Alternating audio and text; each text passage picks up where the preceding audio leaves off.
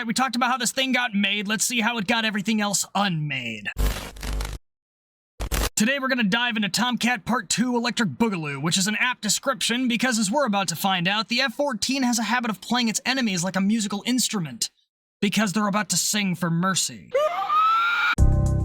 The first time a Tomcat was deployed to a combat theater was actually in 1975, where it covered the skies during the US evacuation of Saigon, Vietnam for Operation Frequent Wind. But it wouldn't see any actual fighting with the US until 1981 over the Gulf of Sidra in order to deal with Muammar al-Gaddafi. Muammar Gaddafi took part in a coup that overthrew the King of Libya on September 1st, 1969, after which he was named their new Italian leader and the commander-in-chief of Libya's military. And because he was a rather extreme Arab nationalist, he would then expel the native Jewish and Italian populations the following year, as well as kicking the US and the UK out of their local military bases. It's a bold strategy, Cotton. Let's see if it pays off for him. This would be followed by funding several coup attempts, causing a civil war here and there, and backing up about 30 different terrorist groups worldwide before stepping down from power in 1979. But the thing that really got America's attention was that instead of abiding by the laws of international waters, where it's typically accepted that you get 13 miles from your coast and that's it, Gaddafi would claim a chunk of the waters between his coast and an east to west line across the Gulf of Sidra as Libyan waters. In true dictator fashion, he gave it a really flamboyant name, the Line of Death, declaring that anyone crossing that line would be put down. Which sounds like something most countries will go along with when you're not militarily prepared. But here's the thing, America's not most countries, we have the biggest fleet on the planet and we'll go wherever the hell we want. Puss in Boots laughs in the face of death. Although in all seriousness, that attitude was derived from America's end of the NATO bargain during the Cold War. In order to ensure our European allies could each build up their economies and develop their own military might after World War II had ended, the US decided to use its navy to patrol the world's seas and ensure free and safe trade for anyone they were allied with. It's simple capitalism, we make deals, this isn't rocket science. However, this basically meant the US was the world police for the seas of the entire planet. So when somebody gets uppity like Libya did, it's the US Navy that pulls out the baseball bat, rolls up to their door with the posse and tells them to get out here and prove it. So in 1980, the US would plan a freedom of navigation exercise right outside the line as a fancy method of telling Gaddafi that he can suck a fat one, and if he wants to fight about it, we're standing right here. We know he's not going to like us partying on his front lawn, so this is ultimately going to go one of two ways. Either A, he's going to try and swing his dick around and come out and fight us, and by fight us, I mean we're going to sterilize the shit out of him. But if he doesn't want to have a giant sword fighting contest with the biggest in the locker room, he'll probably choose option B, where he doesn't fight us and we proceed to laugh in defense spending for several days straight by clearly outlining the difference between 6 inches and overcompensating. And I think we knew he was going to try for option A because he'd already elected to swing it around a few times. There had been multiple cases of Libyan fighters engaging American aircraft over international waters outside of his territory. But due to more of the dreaded 3 words, those being rules of engagement, the US wasn't even allowed to return fire without explicit permission. It's like Vietnam all over again, and when President Reagan got into office in 1981, he immediately agreed that the kiddie corner was now closed and America was going to start playing for keeps. I'm getting real tired of your first-year psych student bullshit. On August 1st, 1981, Reagan approved the Navy's plan for the Freedom of Navigation exercise and altered the rules of engagement to counter either the use of force or an immediate threat of the use of force. This also meant that if fired upon, US aircrews didn't even have to ask questions before introducing any and all Libyan combatants to Cthulhu, because I'm pretty sure God doesn't live at the bottom of the ocean. These rules were primarily put in place because the US would be investing high-value assets like AWACS and maritime patrol planes into the training exercise alongside 2 carrier battle groups. The US would then begin double-daring Gaddafi to touch our boats on the 18th of August. And the funny thing was, Gaddafi wasn't even home. He was out at Yemen having a conversation with what I can only assume turned into the Houthis later. So when the US showed up, these guys immediately began having code browns as aircraft started flying along their Guardian stations, including one pair of Tomcat stationed deliberately south of what Libya claimed was the northern border of their airspace. If you're not picking up what I'm putting down, the US is physically flying the find out portion of the graph right in front of their faces, and the Libyans respond. The traffic controllers in Tripoli immediately demand that the US aircraft identify themselves. Not only do the Tomcats ignore the ID call, they then turn further into Libyan airspace and fly over the line of death, saying the quiet part out loud of, "I'll give you one free shot, but I'm warning you, if you waste it..."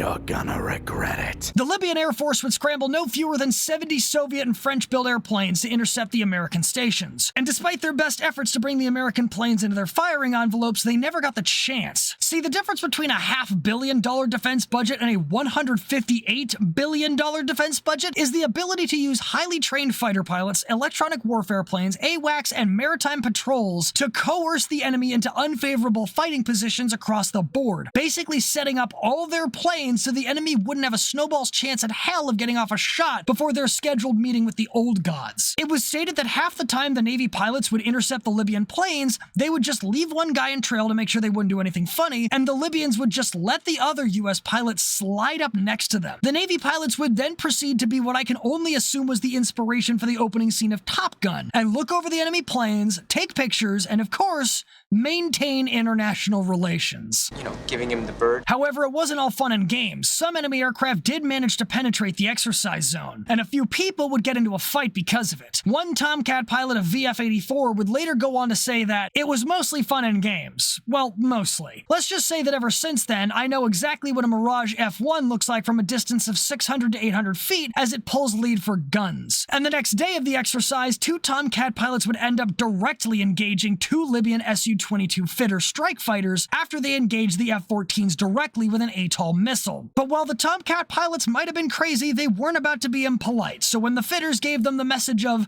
"I sent you my ATOL heat-seeking missile, please respond," they did. Both fitters would promptly be assigned a Sidewinder missile to enjoy themselves with, and by all accounts, they had a blast. I came here because I love seeing wasteful souls struggle to accomplish something meaningful and fail spectacularly, like you are doing now. Good job. Tomcats would continue to blueball Gaddafi's line of death for the next several years, and for the Tomcat, it would go on to get 5 kills in US service after those first 2 in 1981. Then after the retirement of the A6 Intruder, the Tomcat was once again allowed to drop bombs to fill the gap until the Hornets showed up, earning those Tomcats the nickname Bombcats, and first getting their date nights with the planet on the 5th of September 1995 over Bosnia. However, in practice, the majority of the Tomcats' impact was psychological instead of kinetic. The Soviets put a lot of focus on shutting down US fleets because an amphibious landing was one of the few ways the US could have feasibly made an invasion of the Soviet homeland. They built up on anti-ship capabilities as a result and mostly relied on bombers to deliver high-speed anti-ship missiles. But since they didn't have satellites made to track the US fleet, the primary method of finding them was by trial and error. Soviet bomber strategy at the time was to use the faint remains of the electronic frequencies emitted by the E-2 Hawkeye AWACS guarding the carrier group to actually home in on their general direction. And the Tomcat would put a stop to that plan right there. The Navy would always assign 2 Tomcats to run with their E-2 Hawkeyes, so if the Hawkeyes got a ping on the bombers, they could relay that intel to the Tomcats, who wouldn't need more than a few seconds to remind the Soviets that while water may be the foundation of life,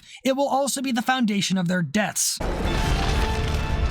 This 1-2 punch combo ended up being such a big threat to Soviet anti-ship capabilities, they took their inability to counter it to the grave. The Soviet Union collapsed before it was able to find a way to get past the Tomcat counterpunch. The only thing they were ever able to think of that could have gotten close was to have their surface warships trail a carrier group, so that if the order was given to fight, they would go full sapper and sacrifice the entire ship for a single volley against a US carrier. The Tomcat was the ultimate cock blocker, and nobody figured that out better than the French. In the summer of 1975, the USS Kennedy took part in Operation Lafayette in the Mediterranean, where the carrier wing practiced its fleet defenses against the French. The French would bring out some of the best aircraft they had to play as an aggressor unit, using their Mirage 3s, 4s, and even the new Seppicat Jaguars. The Armée de l'Air would make no fewer than 91 separate attempts to penetrate the carrier's defensive screen, and the Tomcats blocked all of them. And that's how the Navy's defense screen held up before the Ticonderoga-class missile cruisers came in with their Aegis fire control suites. After that point, the US Navy's defense was just unstoppable. But if we want to gauge the Tomcat's offensive abilities,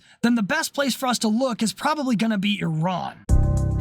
And funnily enough, the story of the Iranian Tomcats also answers the age-old question of which is better, the F-14 or the F-15. It's often quoted that Iran chose the F-14s after a dogfight competition between it and the 15 at Andrews Air Force Base in front of the Shah of Iran, but that's not really true. The Shah of Iran, Mohammad Reza Shah Pahlavi, actually had just under 100 hours of flight experience himself. He had conducted recon flights when the Iranians took their territory back from the Soviet occupation after World War II, and his decision decision to buy the Tomcats was both educated by his own experiences and advised by some of his generals. Iran was looking for an interceptor that could handle threats for the next 20 years and suppress the MiG-25R Foxbat recon flights the Soviet Union kept making during their rearmament in the 1970s. The F-4s didn't have the speed or the range to get the Soviets to leave their territory alone. To stop the Foxbats, the Iranians would need something capable of long flight times and good flight performance, with powerful sensors and weapons. And while they recognized the F-15A and Sparrows were good, they knew they weren't Tomcat and Phoenix good. This is brilliant.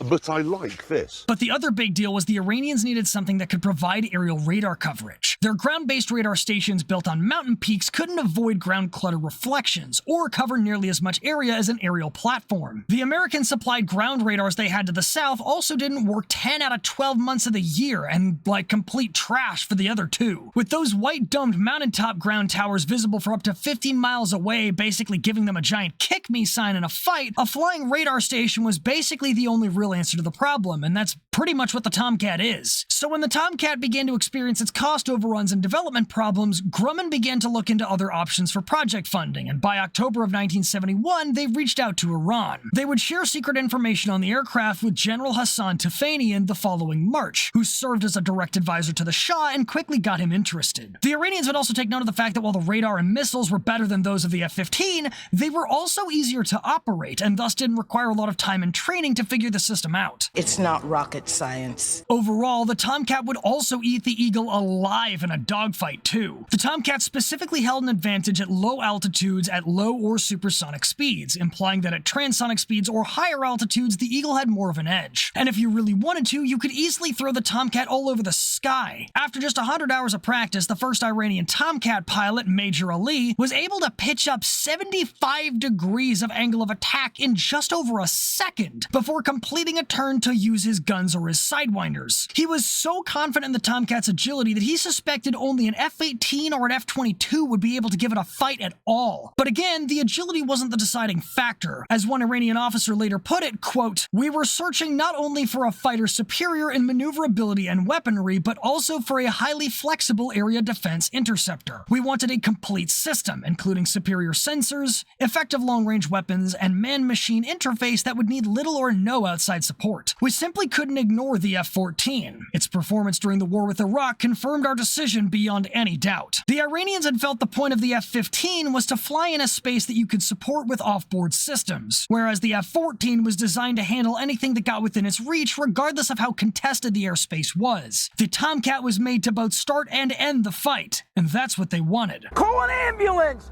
But not for me. Tomcat pilots were trained to handle their piloting responsibilities in the US, which was probably part of the reason that most of the crews were jailed when Khomeini took power in 1979 and grounded the F-14 fleet, which worked out absolutely brilliantly when Saddam Hussein invaded Iran in 1980, and I'm willing to bet that if the US listened very, very closely, they could have heard the sound of Khomeini physically backpedaling halfway across the world as he tried to get a functional air force back together, which was quite the task given that many of the ground crews defected away from Iran during the revolution, and retreating American technicians had sabotaged the Phoenix missiles on their way out the door. But regardless of these efforts, the Tomcat would still get up and start kicking tail in the Iran-Iraq war. And just as Israel would score the first kill with an F-15, Iran would actually score the first kill with the F-14 on September 7th, 1980 against an Mi-24 Hind with its Vulcan cannon. Over the course of the war's 8 years, Persian Tomcats reportedly achieved 130 verifiable air-to-air kills, more than a half of which were done with sidewinders. There was even one reported case where the Iranians managed to drain a 3-point shot. Call me Harden, baby. I'm hitting 3.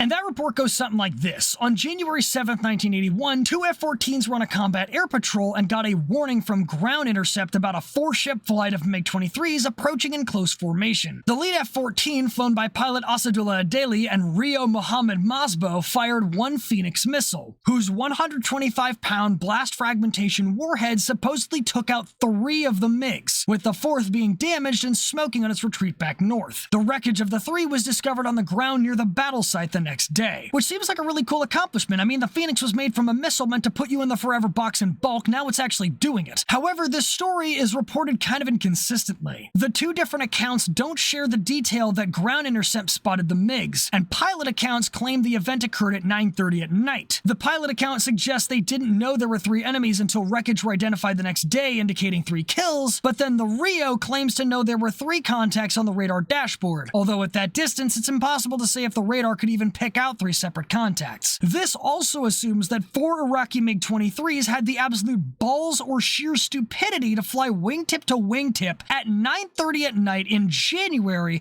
in a country with an average latitude well enough north of the Tropic of Cancer, aka in a location in a season when it's pitch fucking blackout, in a plane that was not equipped to fight at night in airspaces covered by radar-guided anti-aircraft defenses. Oh no, nah. Also, the destructive radius on a Phoenix missile is typically quoted at about 50 feet, and this is thrown against attacking planes with a swept wingspan of roughly 25 feet, meaning that if the Phoenix nailed the first MiG dead center, the other 2 MiGs would have to be flying like they're the Blue Angels to get hit like that. And while that kind of proximity feels like it's the only way you'd be able to keep tabs on your flight at night without night gear, it would still take a lot of balls. All I'm saying is I'm not entirely sure I buy this feat actually happening, but I have done crazier shit in War Thunder, so at this point it's anybody's game. But what we are pretty sure the Tomcat did was shoot down more MiG-25s than the Eagle made for that job ever did, downing about 12 of them in the Iran-Iraq War, although most of them were unarmed recon variants. 3 to 4 Tomcats were shot down in air-to-air combat and 10 more were lost to SAMs. But all through the conflict and despite heavy sanctions, what the Iranians somehow weren't worrying about all that much were supply lines. And it was because of people doing stuff like this. I think I'm about to steal!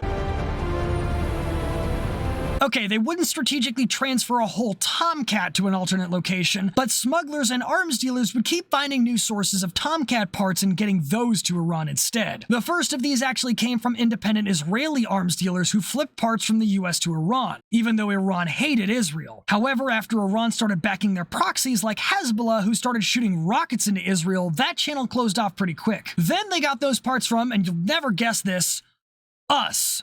They got them from the US, after their own arms embargoes. While no evidence was ever found implying that Reagan knew everything about this, his administration secretly sold Tomcat parts to the Iranian Air Force to negotiate the release of US hostages from Hezbollah in Lebanon. However, that was part of a cover story to use part of the profits to illegally fund rebels trying to make an overthrow attempt in Nicaragua.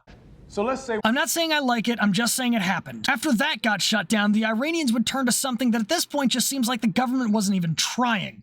A surprisingly unregulated market for military aircraft parts. 2 people would figure out how much of a problem this was actually gonna be: David Panchetti from the Defense Criminal Investigation Service and US Customs agent Wendy Dwart. These 2 became aware of the complete lack of thoroughness in the US military surplus disposal approach in 1998, and promptly went about shutting it down via an absolute arresting spree that knocked out about 5 or 6 different leads from that year to 2006. Congress didn't even hear about all this until 2008, at which point they furiously bashed the military for the bad handling of the system and immediately slapped down a bill to give the F-14's parts the F-22 treatment. Ain't happening, buddy. Ain't happening. This was signed into law by President George W. Bush that same year, and the Pentagon was ordered to obliterate over 100 F-14s in storage to prevent more illegal parts sales. This still wouldn't stop everything, though. One more illegal Israeli sailor was investigated in 2014, and in 2016, an aviation expert discovered the wrecks of 2 F-14s on private land that had apparently been there since the late 1980s, when a contractor had been hired by the government to scrap them. Worse still, in 2015, an Iranian news agency released photos of lined-up F-14s that were supposedly reworked, sitting next to new Falcor missiles that bear a striking similarity to the Phoenix. Though from what I understand, they're mostly just a reworked surface-to-air missile system that has been reinstated for air-to-air use. However, this does imply that Iran has received enough parts to not only keep their fleet flying,